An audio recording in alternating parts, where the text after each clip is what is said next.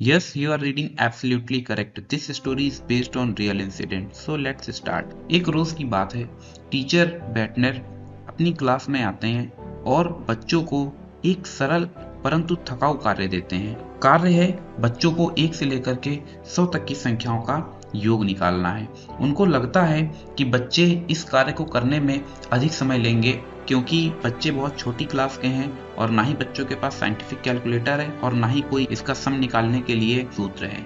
इसलिए टीचर अपनी डेस्क पर बैठते हैं और बच्चे अपने कार्य में लग जाते हैं। अधिकांश बच्चे इसको मैन्युअली प्रोसीड करते हैं, अर्थात वो पहले 1 में 2 को जोड़ते हैं, फिर 3 में 4 को जोड़ते हैं और इस तरह से वो इसका सम निकालने का प्रयास करते हैं। मगर इन्हीं बालकों के बीच में एक बालक खड़ा होता है और वह तुरंत अपना सॉल्यूशन टीचर के सामने रिप्रेजेंट करता है।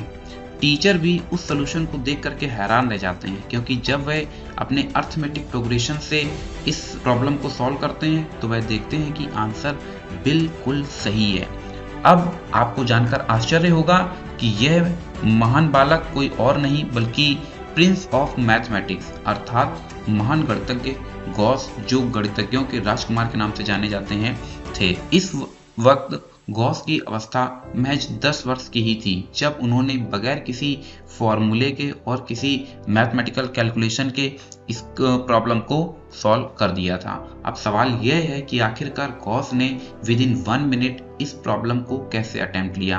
तो गॉस ने क्या किया कि उन्होंने 1 से लेकर के 100 तक की संख्याओं को लिखा। उनको पता था कि इसका सॉल्यूशन बहुत लेंथी है, इसलिए उन्होंने इस पर थोड़ा सा अपना दिमाग लगाया और 1 से लेकर के 100 तक की जो संख्या थी उसको वापस से पलट करके कुछ इस तरह से लिख दिया। अब उन्होंने माना कि अगर 1 से लेकर के 100 तक की संख्याओं का योग x है तो जो नीचे संख्याएं लिखी हैं वो भी x को ही रिप्रेजेंट करेंगी। इसका मतलब यह हुआ कि इन संख्याओं का योग अगर x के बराबर है तो हमें x का मान निकालना है। इसके लिए उन्होंने एक लंबी सी लाइन खींचा और इन संख्याओं को कॉलम वाइज ऐड कर दिया। जब कॉलम वाइज ऐड किया तो x और x मिलकर के 2x बना देते हैं। बाकी सभी संख्याओं का योग 101 निकलता है। हम सभी लोग जानते हैं कि 1 से लेकर के 100 तक की संख्याओं में कुल संख्या 100 है, इसलिए 101 को अगर हम बार बार लिखते हैं तो इसको हम 100 बार लिखेंगे।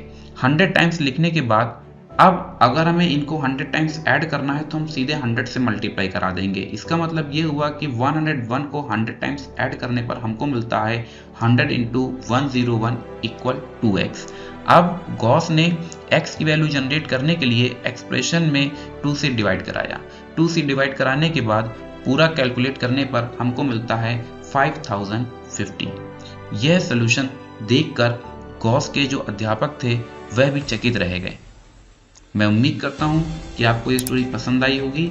साथ ही साथ ये हमारे लिए एक प्रेरणा का स्रोत भी है कि हम किस तरह से गणित को इंटरेस्टिंग बना सकते हैं और किस तरह से किताबों से हट करके अपनी एक नई सोच को जन्म दे सकते हैं। Thanks for watching.